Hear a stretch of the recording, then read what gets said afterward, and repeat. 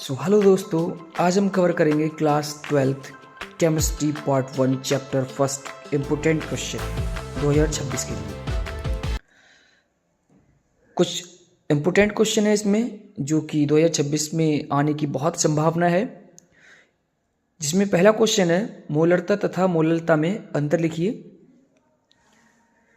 पहला अंतर है, 1 लीटर विलयन में उपस्थित विलय के मोलों की संख्या को मोललता कहते हैं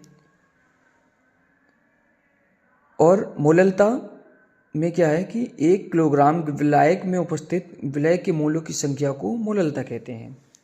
दूसरा अंतर, इसमें विलयन के आयन की प्रधानता होती है और इसमें विलायक के द्रव्यमान की प्रधानता होती है।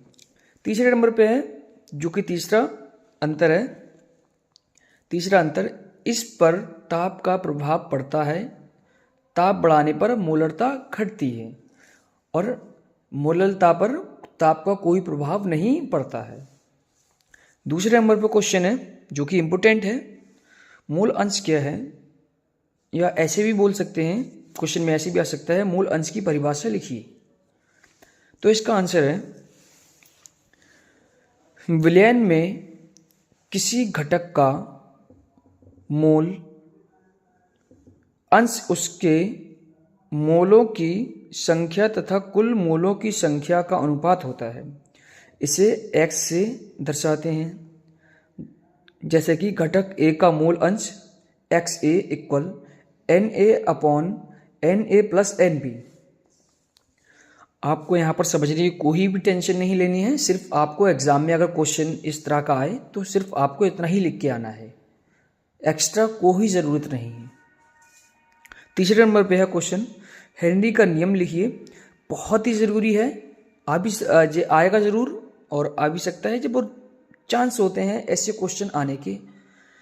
तो हेनरी का नियम क्या है कि स्थिर ताप पर किसी द्रव्य में घुले हुए गैस का द्रव्यमान उस पर आरोपित दाब के समानुपाती होता है, अर्थात m समानुपाती p।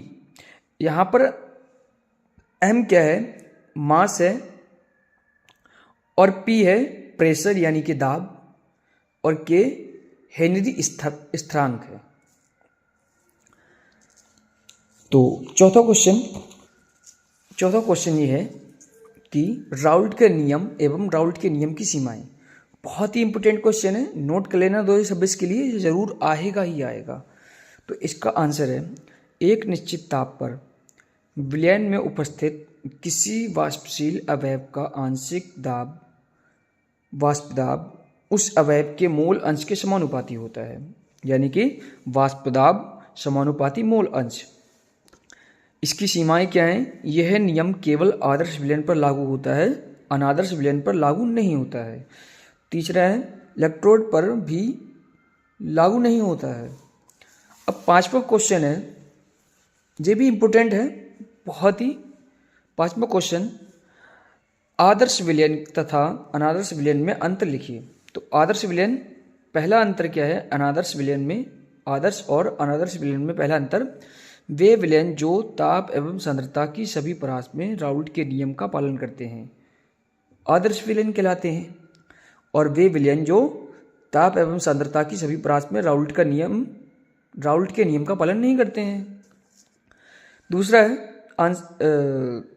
अंतर, जिनके बनने में एंथैल्पी तथा आयतन में कोई परिवर्तन नहीं होता है, यानी कि कोई भी चेंजेस नहीं होते हैं, वे आदर्श विलयन कहलाते हैं। और अनादर्श विलयन जिनके बनने में एंथैल्पी तथा आयतन में परिवर्तन होता है। तीसरा अंतर है, Pa equal P0A XA। Pa is equal not P0A XA।